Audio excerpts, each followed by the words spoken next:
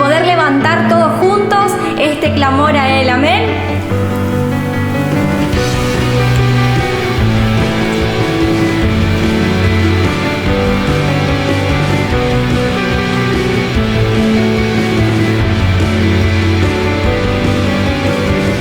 Levantamos un clamor por sanidad y redención. Muéstranos lo que tú ves, los secretos de tu corazón. Un pueblo unido pide hoy tu libertad y salvación. Armanos con tu valor, lo que deseamos es revolución. Que el cielo se parta en dos, inúndanos, en el desierto broten ríos, vida sopla hoy. Hosana al Rey de salvación, hosana al Dios altísimo, hosana, Jesucristo, Jesucristo es Él. Hosana al Rey de salvación, hosana al Dios altísimo, hosana, Jesucristo, Jesucristo es Él.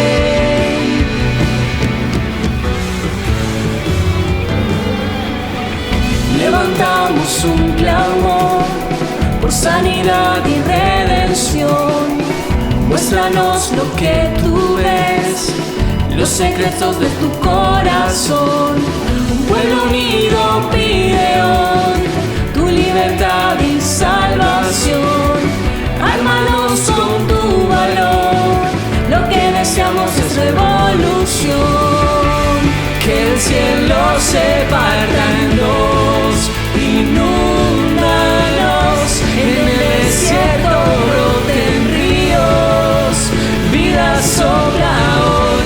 Hosana al Rey de salvación, hosana al Dios altísimo, hosana, Jesucristo, Jesucristo es Rey. Hosana al Rey de salvación, hosana al Dios altísimo, hosana, Jesucristo, Jesucristo es Rey.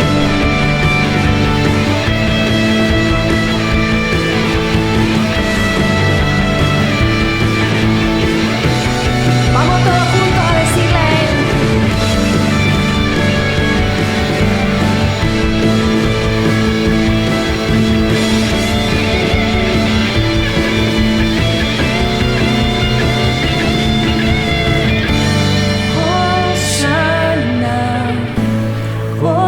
Hosana, hosana al Rey.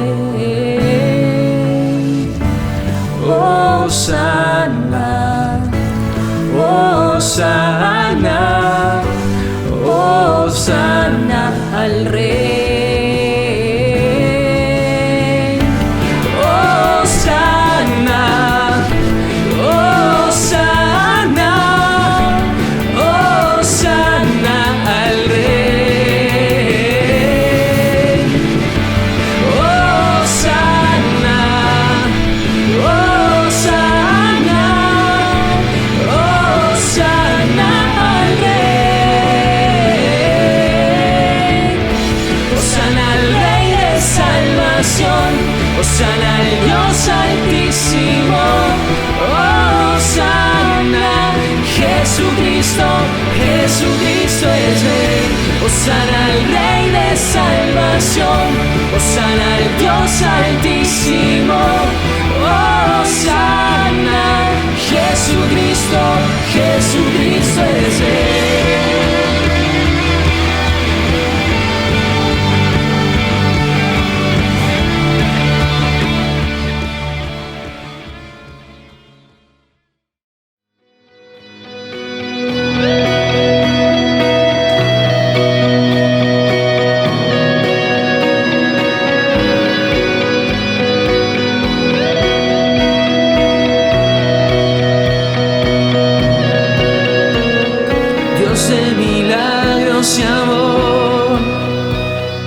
sanas y da salvación, y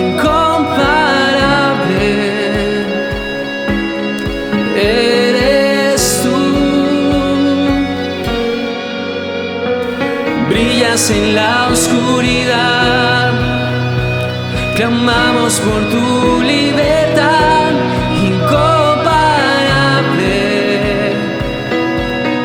Eres tú.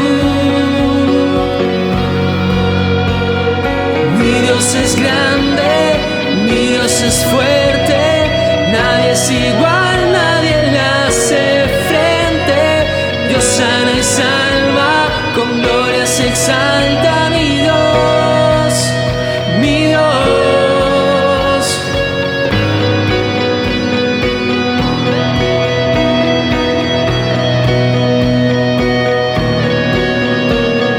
Brillas en la oscuridad, clamamos por tu libertad incomparable. Eres tú. Mi Dios es grande, mi Dios es fuerte, nadie es igual, nadie le hace frente. Dios sana y salva, con gloria se exalta mi Dios, mi Dios. Mi Dios es grande, mi Dios es fuerte, nadie es igual, nadie le hace frente. Dios sana y salva, con gloria se exalta mi Dios, mi Dios. Vamos a declarar que nuestro Dios es poderoso, que si Él va con nosotros, ¿quién contra nosotros? Haz esta declaración.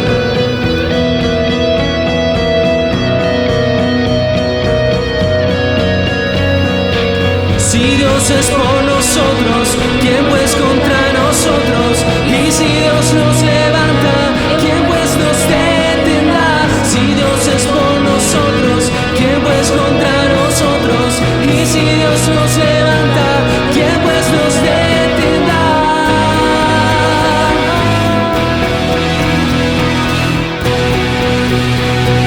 ¿Quién pues nos detendrá?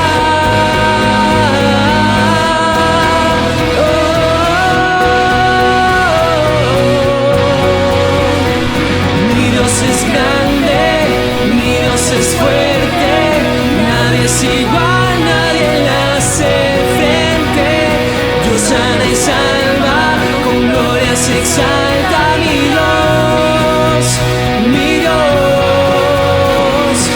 Si Dios es por nosotros, ¿quién pues contra nosotros? Y si Dios nos levanta, ¿quién pues nos detendrá? Si Dios es por nosotros, ¿quién pues contra nosotros? Y si Dios nos levanta, ¿quién pues nos detendrá?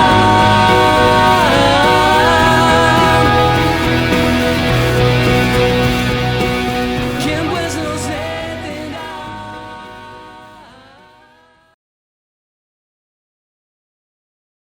Qué bueno es estar juntos y tener la convicción de que nuestra vida cristiana está fundada en el poder y la gran obra de Dios que sobrepasa todo nuestro entendimiento, nuestra capacidad, y nosotros hemos creído, le hemos dado lugar a Jesucristo en nuestras vidas, y tenemos que tener la convicción de que frente a cualquier situación nosotros hemos puesto nuestra confianza en un Dios poderoso.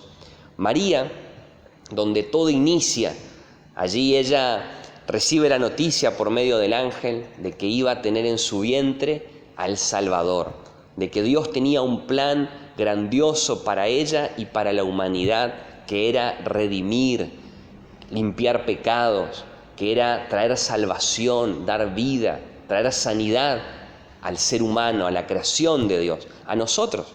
Ella, cuando se entera de que ella iba a ser parte de esto, dice: pero ¿cómo es esto si yo no conozco todavía a un varón?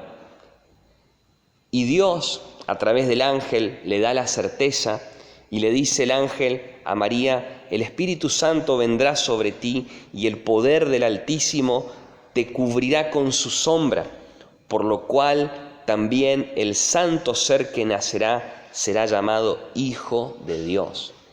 Y nosotros tenemos nuestra confianza de que así como Cristo vino a la tierra por medio de una obra que humanamente es incomprensible, pero allí nosotros creemos y hemos experimentado a ese Cristo resucitado hoy que trajo vida a nosotros.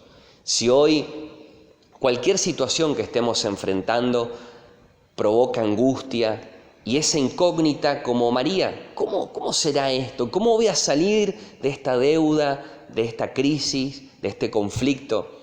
Yo quiero invitarte a poner nuestra mirada en Dios, en Jesús, y en que de parte de Él está la buena voluntad, el buen deseo de manifestarse a nosotros y hacer esa obra que solamente por fe nosotros podemos creerla y recibirla.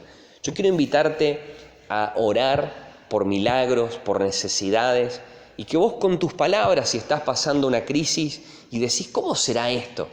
María se preguntaba lo mismo, pero le dio lugar a la buena noticia que venía del cielo y que hoy vos y yo podemos también creerla. Y te invito a que le pidamos a Dios que pueda obrar en este tiempo frente a cualquier necesidad. Ahí donde estás, le pedimos a Dios Padre, si hoy nos te estamos preguntando, ¿cómo será esto? ¿Cómo saldremos adelante? Queremos poner la mirada en tu palabra, en tus promesas, en tu poder, Señor, y tener la seguridad de que de parte tuya has pagado el precio para manifestarte en nuestras vidas. Frente a la enfermedad, oramos por un milagro de sanidad. No importa la magnitud de la enfermedad, vos sos el mismo ayer, hoy y por los siglos. No importa, Señor, la crisis familiar, oramos que traigas paz. No importa el tamaño de la deuda, Señor, oramos que tu intervención esté allí abriendo puertas, haciendo milagros, y ponemos en vos nuestra confianza. En el nombre de Jesús, Dios. Amén y amén.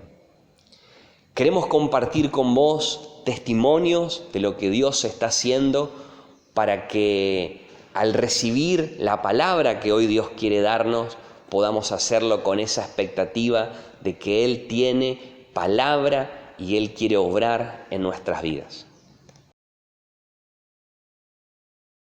Bueno, quiero dar gracias a Dios que a pesar de la pandemia, de esta situación que creíamos estar quietos con las células, pero gracias a Dios tenemos para participar en los grupos pequeños, así que estamos llevando la palabra a estos grupos pequeños, pero también al incrementarse las personas, la cantidad, lo que hacemos es dividir, ¿no es cierto? Y bueno, mucha gente está recibiendo palabra de parte del Señor y vemos cosas como nunca antes, milagros extraordinarios, liberaciones, gente que estaba sin trabajo, tiene emprendimientos nuevos, jóvenes que estaban en la droga, en adicciones, están siendo liberados. Así que damos muchísimas gracias a Dios y damos paso a dos hermanas que van a contar su testimonio de lo que Dios ha hecho en su vida al poner a Dios en primer lugar. Bueno, quiero dar gracias a Dios porque el día de hoy puedo ver la vida, puedo vivir mi vida, porque durante muchos años estuve enfrascada detrás de una pared irrompible, casi fuera un espejo, atravesando una enfermedad psiquiátrica. El 9 de junio de este año conocí a Jesús en una reunión de un grupo pequeño. Fui liberada y sanada y libre de toda angustia. Vivo una vida maravillosa el día de hoy y en mi casa sirve al Señor. En mi casa se hace la reunión de los niños y gloria a Dios por eso. Quiero dar gracias a Dios porque el día 9 de junio fue mi hija liberada de un mal que tenía, que le seguía más de 21 años. Yo fui liberada de una angustia por la misma enfermedad de ella y en mi casa hoy, en agradecimiento a Dios, le abrí la puerta para hacer las reuniones de adolescentes y grandes. Y quiero que muchas personas se animen a dar este paso. Para Dios no es nada imposible. Bueno, esta semana estamos iniciando un tema que va a ser muy trascendente en la iglesia, en el Feliz Encuentro. Por eso usted no puede faltar las próximas semanas, no puede perderse ningún capítulo. Más importante que la novela. Digo que la novela nadie se quiere perder el capítulo justo cuando la buenita se está por casar, ese capítulo no te lo querés perder. Bueno, acá no te tenés que perder ningún capítulo, ¿sí? Así que cada domingo o cada sábado, estoy colonizado, cada culto venimos porque queremos hablar de un tema que evidentemente es muy conocido porque es muy elemental en la vida cristiana, pero vamos a ir creciendo y descubriendo hasta dónde podemos llegar como discípulos. Como discípulos. Así que oramos a Dios. Padre, yo quiero pedirte ahora en el nombre de Jesús que nos ministres a través de tu palabra, tu Espíritu Santo nos permita entender lo que vos nos querés transmitir. Te pido que uses mi vida conforme a tu gracia. Por favor, Dios, en el nombre de Jesús te lo pedimos. Amén. Amén. Todos más o menos conocemos ese versículo que es allí uno de los últimos versículos del Evangelio de Mateo, allí en el capítulo 28, versículos 19 al 20, donde Jesús les dice, primero arranca diciendo, yo ahora tengo toda la potestad o todo el poder, toda la autoridad en el cielo y en la tierra. O sea, ya ahora no es el hijo del carpintero, no es el hijo del hombre, no es el rabí o el maestro, es Dios en su máxima autoridad que le está hablando a los discípulos. Es como diciendo, ojo muchachos, lo que les voy a decir ahora no es un consejo, les está hablando el dueño de todo el universo, le está hablando la autoridad máxima. Y lo que les dice, id por todo el mundo y haced discípulos, bautizándolos en el nombre del Padre, del Hijo y del Espíritu Santo, y enseñándoles a que guarden todas las cosas que os he mandado. Entonces, mayormente uno cuando pregunta, bueno, acá hay 4 verbos que son id, haced, bautizad, enseñad. Y uno pregunta, ¿cuál es el más importante? ¿Usted qué piensa? ¿Cuál es el más importante? El hacer discípulos. Claro. Muchos dicen id, porque suena lindo, pero el asunto no es ir, sino ir a qué. ¿A qué? A ser discípulo. Quiere decir que para Dios el hacer discípulos es una cuestión importantísima. Y a veces cuando decimos discípulos nos imaginamos inmediatamente ¿a quién? A los 12, sí, Juan, Pedro, Judas, Tomás, todos, cada uno con su característica. Entonces la primera cosa que nos vamos a plantear, porque acá la Biblia dice que hay que hacer discípulos, que nos vamos a plantear qué significa ser discípulo. Y este es un tema en el que se ha abundado muchísimo, buscándole todos los matices. Hasta una vez un sacerdote que le gustaba venir a veces a los cultos, me trajo su tesis, todo un libro sobre qué significa ser discípulo. Nosotros no vamos a hacer una cosa tan profunda, vamos a hacer unas reflexiones prácticas para empezar este tema del discipulado. Lo primero que tengo que reconocer que si hay un discípulo, necesariamente tiene que haber ¿qué cosa?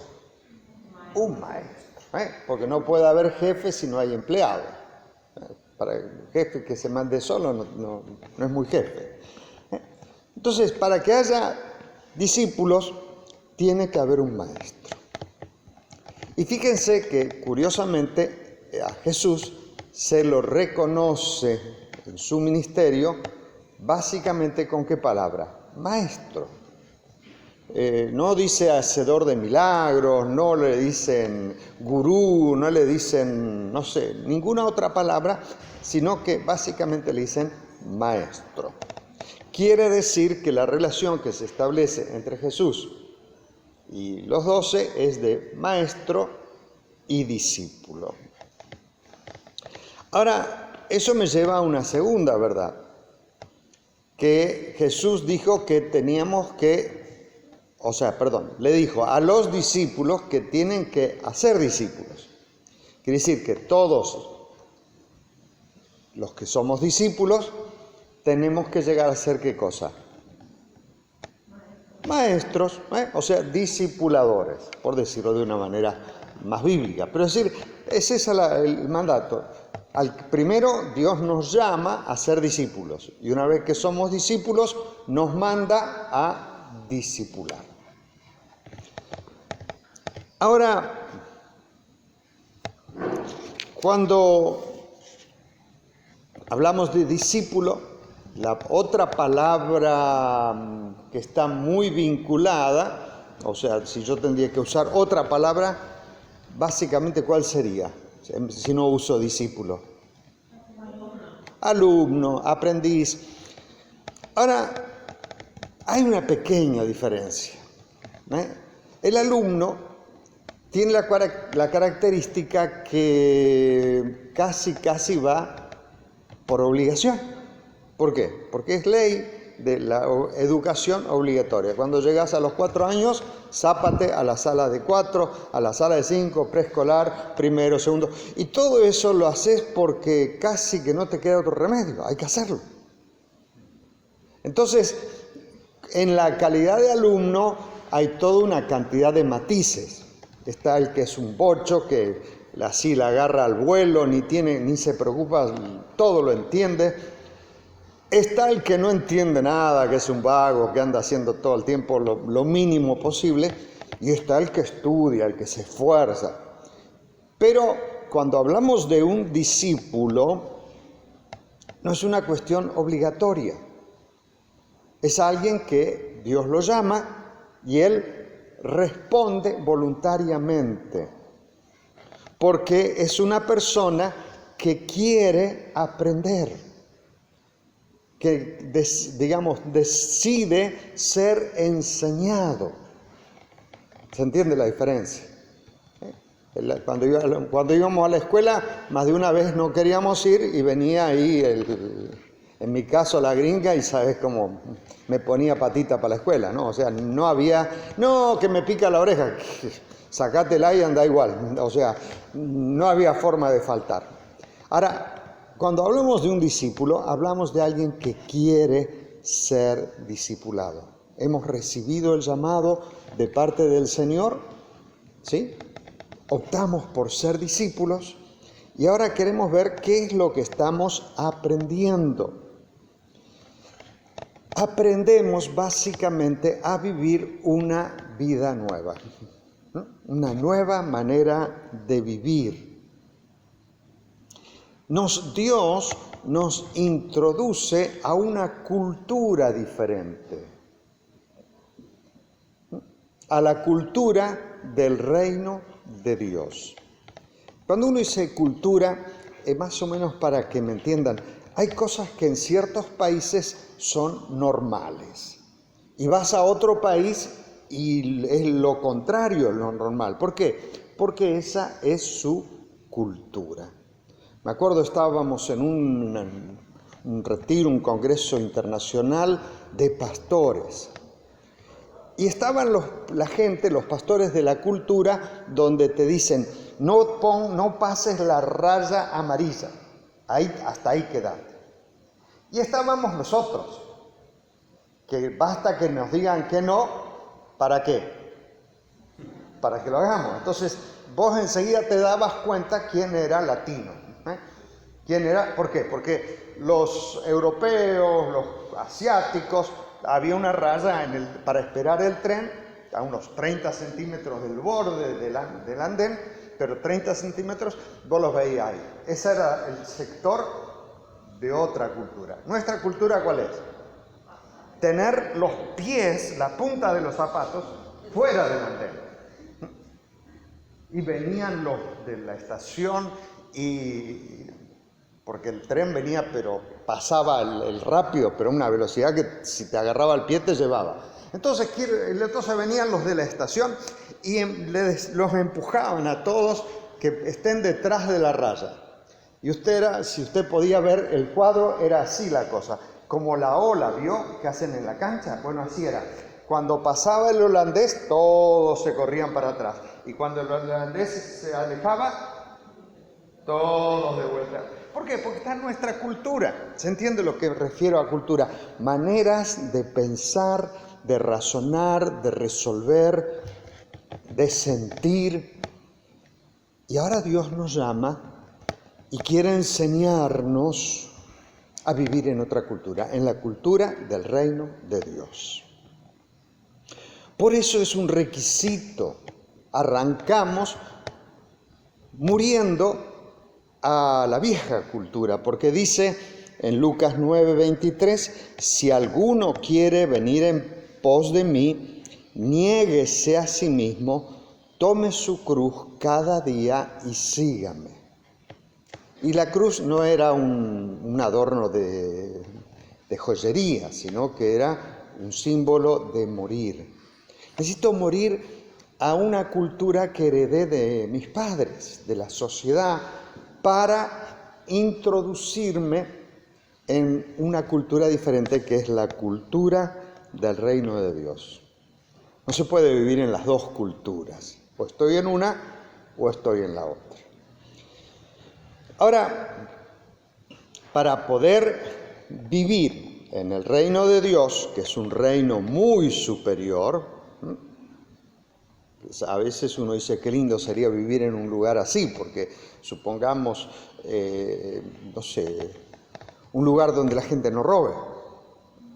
Te olvidaste se te cayó la billetera en la vereda de tu casa, no en el patio adentro, en la vereda, y a la mañana siguiente venís y que encontrás la billetera ahí y decís, wow, qué fantástico. Entonces, ¿cuál es el comentario? Si esto nos hubiera pasado en mi barrio, ¿cuándo te hubieran agarrado la billetera? Mientras estaba cayendo. Entonces, decir, wow, qué lindo. Quiere decir que hay culturas superiores. Y el reino de Dios, indiscutiblemente, es una cultura superior. Entonces yo tengo que decidir morir a la cultura de este mundo para introducirme y ser parte de la cultura del reino de Dios, a la cual fuimos llamados, ¿sí? Bueno, y eso es lo que quiero referirme. Ese es el discipulado, aprender a vivir conforme a las pautas del reino de Dios. No sé, solamente a modo de ejemplo, para que entiendan de lo que estoy hablando. En el reino de este mundo, en nuestro día a día, mentir es casi normal. Y saber mentir hasta tiene prestigio. Mirá vos cómo zafó. ¿Cómo zafó? Con una mentira. La hizo tan bien que... Ahora, en el reino de Dios, todo lo contrario. ¿Qué dijo Jesús? Que tu sí sea y tu no. O sea, absolutos. No hay términos medios, no hay un sí puede ser, a lo mejor un poco sí y no. Es absoluto, la verdad. Es más, dice que en el reino de Dios no entran los mentirosos directamente. Apocalipsis 21:8 habla eso bien clarito. ¿Por qué? Porque usted y yo necesitamos involucrar nuestra vida, alguien que nos diga la verdad. Y Jesús dijo, yo soy la verdad. Y eso me da seguridad. Me hace bien saber que lo que dice Dios es verdad, porque no sea cosa que pago las cuotas y después no me entregan el producto. ¿Por qué? Y porque era una mentira. No, Yo tengo la certeza de que lo que Dios dice es verdad. Y Él quiere que los que estamos en ese reino también nos manejemos con la verdad, con un absoluto, un sí y amén. ¿Se entiende? Entonces, eso es lo que queremos, eso es lo que nos enseña el discipulador, o sea, el maestro. Una nueva manera de vivir. En una cultura diferente, la cultura del reino de Dios. Eso es lo que todos nosotros estamos procurando aprender. Estamos procurando aprender. A veces vamos mejor, más rápido, a veces vamos más lento, a veces aprobamos y otras veces a marzo. Tenemos que volver a estudiar la materia. Entonces, veamos un poquito entonces qué va a ser lo que nos enseña, dentro de todo lo que nos enseña la palabra, o sea, Jesús. Básicamente, como dije, no nos enseña conceptos, o sea, pensamientos, ideas. Es cierto, hay algunos aspectos que necesitamos conocer, pero si uno lee los evangelios, si uno ve al maestro en acción, descubre que tiene muy poca, lo que nosotros llamamos teología. Muy pocos conceptos abstractos. Supongamos, para un ejemplo, no sé si alguien puede entender la Trinidad. Es decir, ¿cómo es que Padre, Hijo y Espíritu Santo son uno y nosotros nos enredamos con esas cosas? Sin embargo, cuando vino Felipe y le dijo, Jesús, mostranos al Padre. ¿Qué le dice Jesús? El que me vio a mí, vio al Padre. ¿Cuánta explicación le dio? Nada. No, pero vos fijate que en el Antiguo Testamento Moisés dijo que nadie lo puede ver, nadie puede verlo a Dios, y cómo es que, y qué es parecido a vos. No, nada, o sea, no fue por el camino que a veces nos gusta ir a nosotros, de los pensamientos, de los argumentos. Jesús ni siquiera se enredó en cuestiones humanas. No se metió allí en la cuestión de la política o de las... Vinieron dos hermanos, uno de ellos diciéndole, decile a mi hermano que reparta la herencia conmigo, porque se hizo el vivo y no me da mi parte, no dice nada, pero dice... ¿Y Jesús qué le dice? Mira, de eso yo nada, yo estoy para hablarte de otro reino. Eso andaba el abogado, al juez, el arreglo el que sabe. O sea, Dios, o el maestro, nos va a introducir no al conocimiento abstracto. No hace falta ser sabio, no hace falta saber filosofía, ni psicología, ni sociología. Simplemente es escuchar lo que nos dice el Señor. ¿Y qué les dijo Jesús? Enseñándoles a que guarden las cosas que os he mandado. De eso es la tarea del discipulador, del maestro. Y podríamos hablar de muchas de las cosas que nos enseñó, pero no lo vamos a hacer.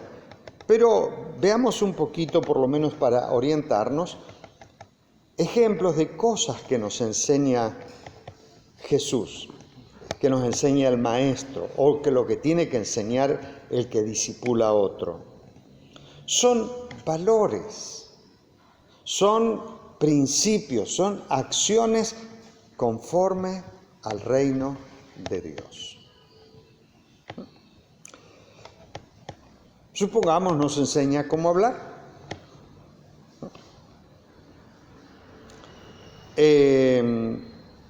Y nos enseña a decir el valor que tiene nuestra palabra.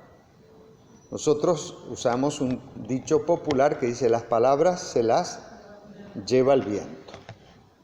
Y cuando estamos en una situación que nos compromete, dije nomás. Dije nomás. Sin embargo, en el reino de Dios la palabra vale. Es absoluta. Tanto para lo bueno como para lo malo. Jesús le dijo, si le van a decir a esta montaña, córrete, ¿qué va a pasar? Se va a correr. O sea que nos enseñó que nuestra palabra vale. Y también nos advirtió que nuestra palabra nos compromete. Porque dijo, de toda palabra ociosa que digan los hombres, van a dar cuenta. ¡Apá! A modo de decir, ¿qué es lo que estamos aprendiendo? ¿Qué es lo que nos enseña el maestro? Son valores, principios, maneras de hablar, maneras de pensar. Hay un dicho popular entre nosotros que dice, pensá mal y seguro que le acertás. Y sin embargo, la Biblia, ¿qué nos va a enseñar? Todo lo bueno, lo justo, lo amable, en eso pensar. O sea, nos enseña al contrario, a pensar bien. El maestro nos enseña a sentir bien. Cuando nos da un mandamiento que dice que tenemos que amar. Y vio que nosotros tenemos la idea que el amor es una nubecita que baja y lo amo. Y después de unos años, ¿qué dice algunas parejas? Se fue el amor, se enfrió. No, la Biblia no habla de esa cosa así, que es una nube emocional que baja, está un tiempo y se va. Es un mandamiento. Por eso tengo que amar al enemigo. Esa nube nunca me pasó a mí, decir, ¡ay, cómo me gusta el enemigo! No, es una decisión. O sea, aprendo a sentir como siente Dios, como me enseña el maestro. En un momento les va a decir en el Sermón del Monte, el que mira a una mujer para codiciarla, ya pecó. Nadie se dio cuenta, solo el que lo hizo.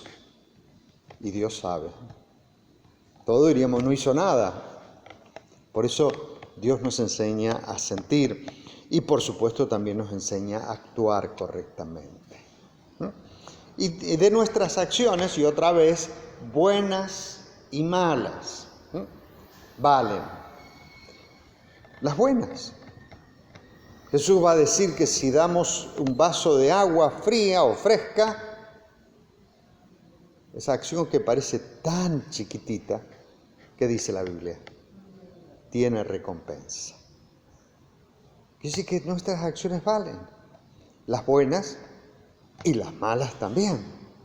¿Por qué? Supongamos, otro ejemplo, sigo con muchos ejemplos para que podamos entender a qué me refiero. El mandamiento dice, no robarás. Nuestro pensamiento dice, no robarás mucho. ¿Sí? Porque si uno roba poquito, ¿qué pasa? Poquito. Se descuidó el verdulero y le afané una manzana porque estaba linda. No voy a ir preso por eso. Es cierto, no vas a ir preso. Pero delante de Dios hemos quebrantado un principio que dice, no robarás, independientemente del monto. Si robó 5 pesos, está mal, pero si robó 50 millones de pesos, eso sí que es ladrón. Y no es eso lo que Dios mide.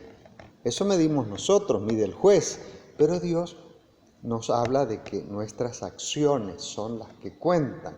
Quiere decir que eso es lo que nos enseña la palabra. No tanto entender lo inentendible. A veces es lindo saber un poco más, pero decir, hay cosas que nunca voy a entender, hay pasajes de la Biblia que no los voy a entender, pero sí puedo saber lo que me dice que tengo que hacer, ahí la entiendo clarita, ¿o no? Solo tengo problema con lo que no quiero hacer, digo, no lo entiendo. Pero quiere decir que en este llamado a ser discípulos, ahora que sabemos qué es un discípulo y qué es lo que aprendemos y qué es lo que la palabra nos va a enseñar, es una decisión que un día hemos tomado. Y es una decisión que la hemos tomado para toda la vida. Es decir, quiero ser un discípulo. Quiero aprender a vivir en el reino de Dios. Quiero morir al reino de este mundo y quiero vivir en el reino de Dios. Por eso nos bautizamos, donde decimos de una manera gráfica o visual que murió el ciudadano del reino de este mundo, lo sepultamos y resucita un ciudadano del reino de Dios. Y a todos nos gustaría decir, ojalá que fuese así en mi vida, que un día le dije, Señor, te sigo a vos, muero a este mundo y a partir de ahí ya está. Morí y no tengo más contacto con el pecado ni con la cultura del reino. ¿A quién le pasó eso alguna vez? A nadie. Por eso Jesús va a decir en el pasaje que leímos, dice que debe morir, dice, niéguese a sí mismo y tome su cruz cada día. Cada día necesito renovar la decisión de ser un buen discípulo que aprendemos a vivir en el reino de Dios. Y yo quisiera que en esta mañana, al empezar este tema, podamos renovar delante de Dios nuestra decisión. Hubo personas que le dijeron, sí, Señor, yo quiero seguirte. Pero ¿sabes qué? Yo tengo que primero ir a resolver ahí la cuestión con los parientes. Y Jesús le dijo, no, así no es la cosa. El que quiere ser discípulo pone la mano en el arado y avanza. Pero necesitamos renovar eso. No solamente una vez allí cuando nos convertimos, Señor, yo voy a ser un discípulo, sino que es una cuestión que tenemos cada día, que morir a nosotros mismos, morir a la cultura de este mundo, para entrar a ser un buen discípulo en el reino de Dios. ¿Te parece que le podemos tomar un tiempo para hacerle saber al Señor nuestra decisión?